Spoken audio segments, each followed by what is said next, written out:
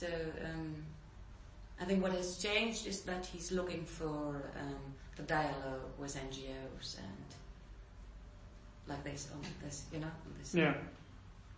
I don't know how Niels always say the science policy nexus. Yeah.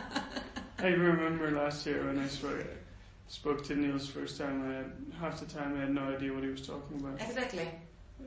But this time I had the first time after 4 years that I said, okay, you got something. Yeah. It was the first time. I think they got somewhere with their research. Or?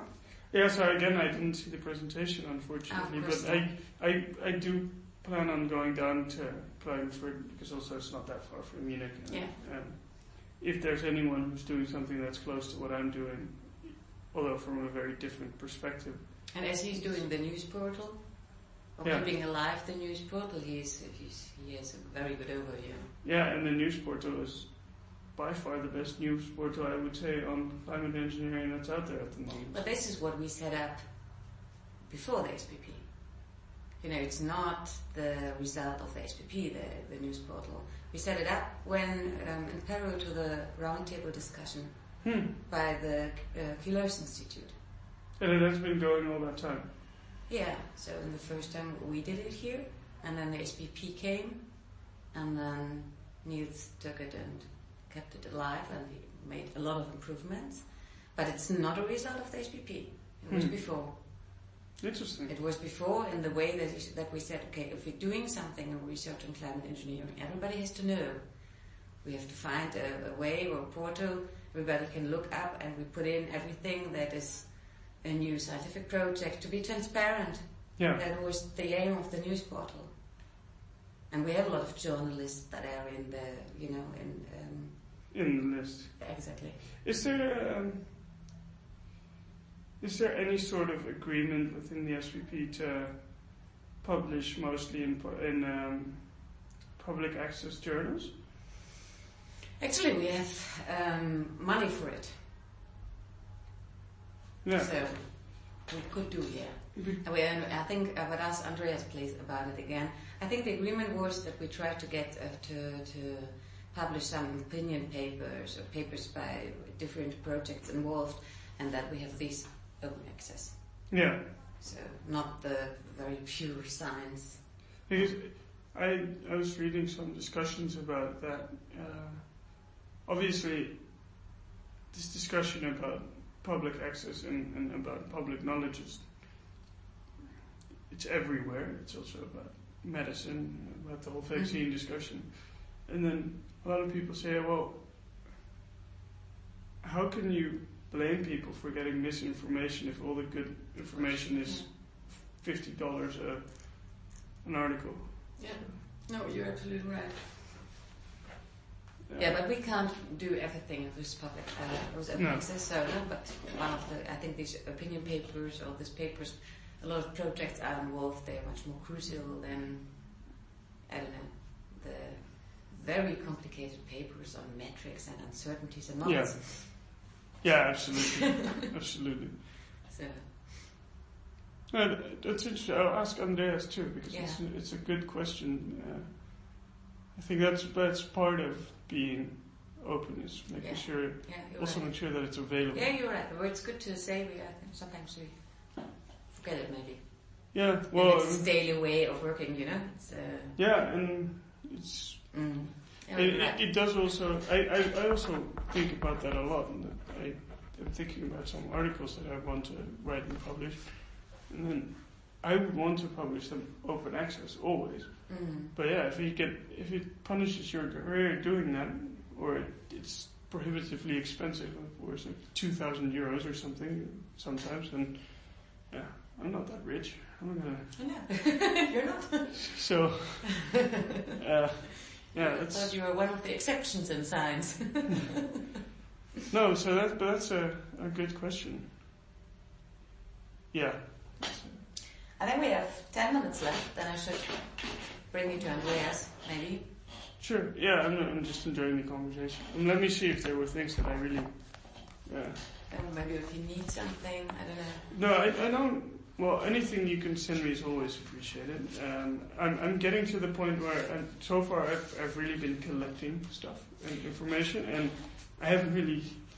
So I have a big box or a folder on my desk in my computer with all kinds of stuff that I still have to look at, and most of it now still goes straight into that folder and it's never looked at. But I'm sort of close to that point where I have to unpack the box. So anything you can send me that you think is interesting. I think this wrap-up report, but you know now where to find it. Yeah. I think this is, and then we have these are all in German. We did something about science and responsibility, and we have a brochure on modeling, much more to explain modeling to those who are not involved. So I assume they're also all on the website, right? I think, yes, it is. Or you can give you a copy if you like. But of course it's on the website. I think it's, let me see.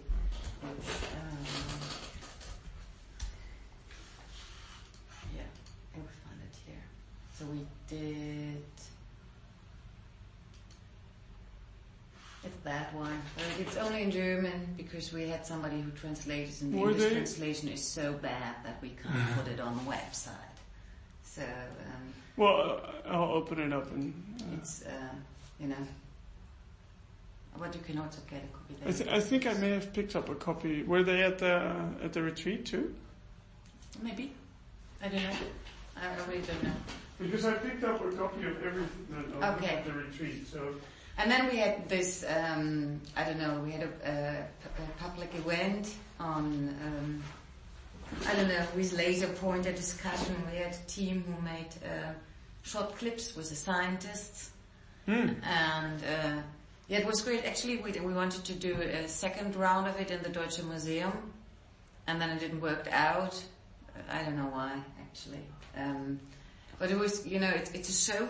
It's a science show, and they show you the videos, and then the audience has pointers, and then you have two scientists sitting there to get background information, and then you can also select for audience comments. And then you have a laser pointer, and then you say, well, I want to see the video from David Keyes, and you point at it, and then he's speaking, and then you can ask scientists questions, and it's a good way of show. There are two guys who are doing it. The good thing is, or the potentially useful thing for both of us, for SVP and me, is that as part of my research project, we are supposed to set up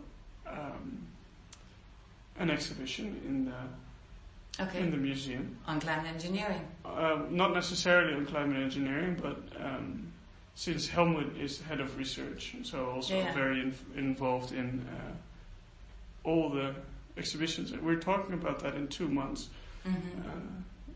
with all the others, but if there still is some interest from the SVP to show in the museum, I'll definitely take it up with Helmut.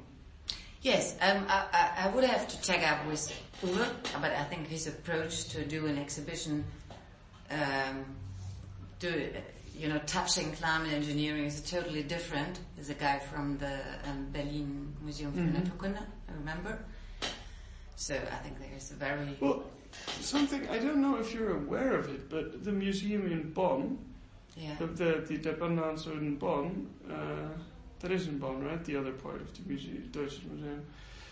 Anyhow, they're setting up currently a large exhibition on climate change. Oh, really? Yeah, to coincide with a big meeting on climate change that is to be in Bonn in the fall. And we would be good to get involved there. Yes, and also they wanted to have a small part of that exhibition on climate engineering. Could you get me in touch with... I know his name is Ralf Burmester. I'll send it through because I have been in touch with him because he was trying to get CDR rocks that they're already using, enhanced weathering rocks in Iceland, which he made. Could you introduce us to him in a way? I can definitely send an email with just introducing the two of you, because I think he should be really interested because that's what they're doing. And does he have any scientists on the background at the moment? No, not by my knowledge. Yeah.